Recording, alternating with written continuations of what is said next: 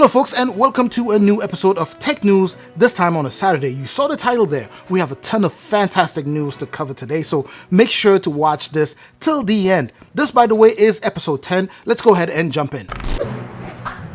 As always, we are going to start off with some Samsung news here. You saw the title there, you saw the thumbnail. Yes, folks, it is true. Reports of the very long-awaited successor to the Samsung Galaxy Tab S7 FE have surfaced. But it's not gonna be a Galaxy Tab S8 FE, which, by the way, would make sense chronologically or, sequentially as it relates to the name of the tablet itself. Instead, this upcoming Samsung mid-range tablet is likely going to be called the Samsung Galaxy Tab S9FE, which indeed would make things a bit more uniform and in line with the flagship tablets that Samsung already pushes out. Now, of course, there's nothing shocking there, right? In terms of changing names randomly, we've seen Samsung do that before, and we've even seen other manufacturers do that as well. So proof that Samsung has been working on this tablet and is getting ready to launch it has appeared on Geekbench online. This on the tablet model number SM-X516B, clearly very different from the already established model numbers representing the Samsung Galaxy Tab S9, the Tab S9 Plus, and the Tab S9 Ultra. Now, with all of that being said, that's not all, and I don't think you're ready for this. Guess what? And this, by the way, was first highlighted by Galaxy Club. Another tablet model number popped up, very similar to this one, and it goes under the model number SM-X616B, indicating that Samsung is actually working on two mid-range Android tablets. Again, not one, but two mid-range tablets that Samsung is currently working on. Now, don't tell me that this doesn't excite you. I wouldn't believe you. I'll just say you a liar.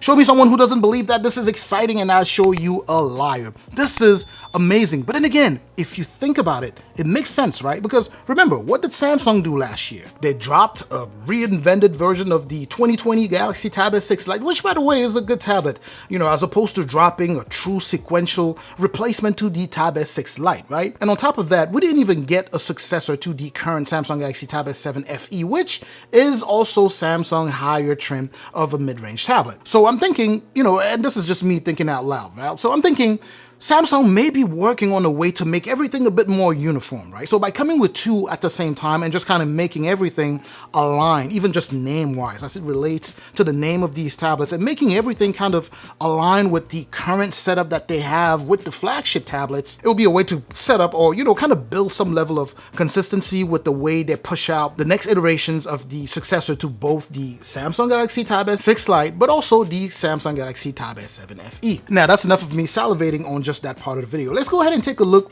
at the internals, right? Some of the specs that dropped here, and based off of everything that leaked so far, I can already tell you that we are definitely looking at two mid-range tablets dubbed Fan Edition models, right? In fact, both the CPU and system information that we see online point to the fact that these two Fan Edition tablets will be boasting the Exynos 1380 chipsets. And yes, this may sound familiar to some of you tech nerds simply because that is the same chipset that is found on the newly released Samsung Galaxy Tab A54 5G, the one that just dropped not too long ago. And as you look here and see the additional specs, let's go ahead and fly over a couple more, by the way. The one with the model SM-X51B seems to be the smaller one, and I wouldn't be surprised if it were or it became the one succeeding to the Samsung Galaxy Tab S6 Lite. And the specs are slightly lower than the other one with 6 gigs of RAM, so we're looking at this one boasting 6 gigs of RAM.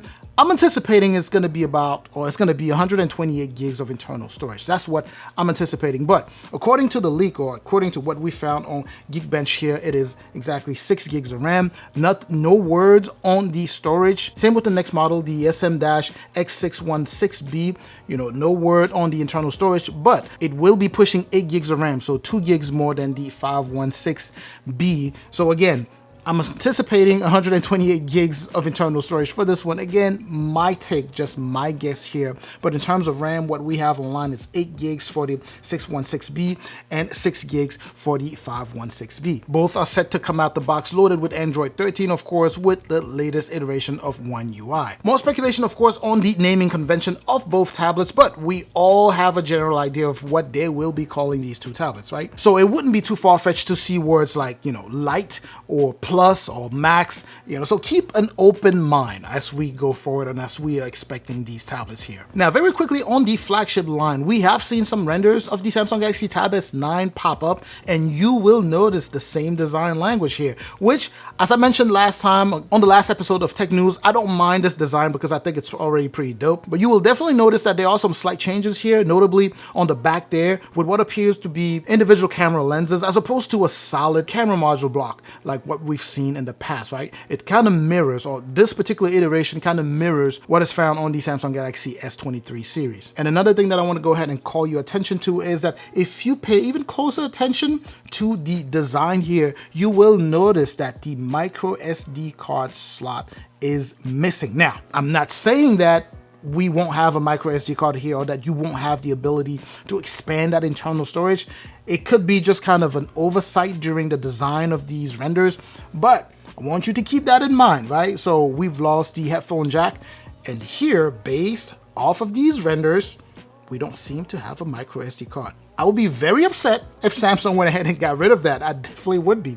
But I'm certainly just hoping that it was an oversight, during the design and the work that was done to push out these renders. So to recap the Samsung tablet situation really quick here, Samsung is set to drop a total of 5 tablets. That would include 3 flagship tablets and 2 mid-range tablets. Now, I've already shared information on the flagship tablets in previous episodes of the, of Tech News here. So if you haven't watched that already, make sure to go back and watch those past episodes. Now, I think it's safe to say that at this point, the one tablet type that we are still waiting on Samsung to go ahead and drop would be a small form factor tablet. Now, they've done that, right? They have dropped small form factor tablets like this one, for example. This is the A7 Lite that I still have here, but I'm talking something that actually offers top level performance. Even if it's not top level, at least high level performance. I've complained about this because, it's not really set to be a mid-range or, a flagship tablet. This is but it's a lighter version of the A7 Lite, right? So I'm hoping that Samsung can come up with something that could compete to the likes of,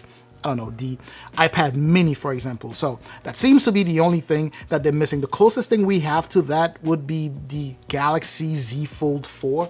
I have a couple of them here, but the Galaxy Z Fold 4 would be the closest thing we have to a mini Android tablet that could compete against, something like but then again, they're not really the same category because the iPad mini is a tablet, whereas the Z Fold 4 is just a foldable phone, so just a top level phone in a completely different category. So I'm just saying that if you're looking for something with that form factor, your best bet, if you're looking for something with that form factor that performs at high level, your best bet would be the Z Fold 4. All right, let's go ahead and switch gears here really quick before we end this edition of Tech News. Still sticking with fan edition devices, it's been reported that Samsung has again decided to go ahead and continue with the work and the release of the Galaxy S23 fan edition, or the S23 FE this year, and they're targeting the end of this year, more like the last quarter of this year. Now, this is one of those interesting ones because Samsung has been going back and forth, making a decision to do it and then scrapping it, and then making another decision to do it and then scrapping it again. And then this time around,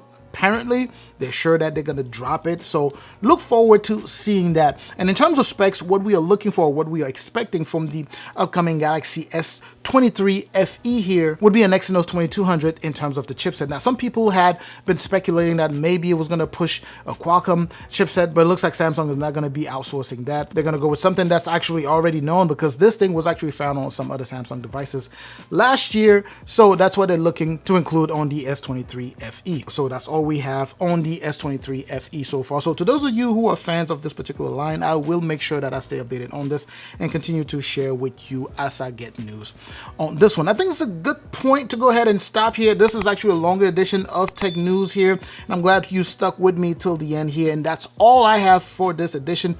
I will have more on the next episode. Of course, I will continue to stay updated so that you are updated up until that next episode. Of course, as always, stay safe out there.